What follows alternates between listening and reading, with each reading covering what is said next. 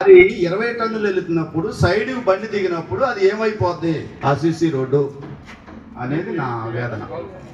అన్ని చోట్ల వెయ్యాలి లేదండి, ఎందుకంటే కంప్లీట్ బిల్లు కూడా చేయలేదు, అందుకే బిల్లు పేమెంట్లు. సార్ మీకు రిక్వెస్ట్, మీరు ఇబ్బంది పడతారు, దాని మీద చాలా కళ్ళు ఉన్నాయి, జాగ్రత్త, ముందుగా జాగ్రత్త చెప్తాం అంతవరకు.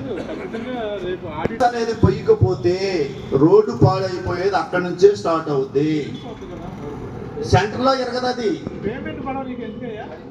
ఇప్పుడు మనం 10 లక్షల సిమెంట్ రోడ్లు 9 లక్షల పైన ఖర్చు సీసీకి అయిపోతుంది. అవును, మీరు 1 లక్ష లోపులోనే ధర్మ వేస్తారు. అవును, ఈ ధర్మ ఈ ₹1,00,000 9 లక్షలు పని చేస్తున్నాడు, 50,000కి లక్షకి అతనికి.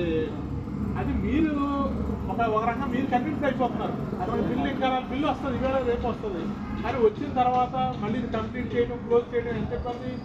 ఏకదం పని చేసేయాలి కదా. అన్ని చోట్ల మీరే చెప్తున్నారు అతను బిల్లు రాలేదు కాబట్టి ధర వేయలేదు అనేది మీరు కన్విన్స్ అవుతున్నారు. ఎందుకు అవ్వాలది? 9 లక్షలు పని చేశాడు, ఇంకా అతను చేయవలసింది 5 to 10%, అంతే కదా. ఆ 5 to 10% ఎందుకు అవ్వాలి? మేము కూడా పెడతాం, ఎన్ని లక్షలు ఖర్చు అవుతుంది?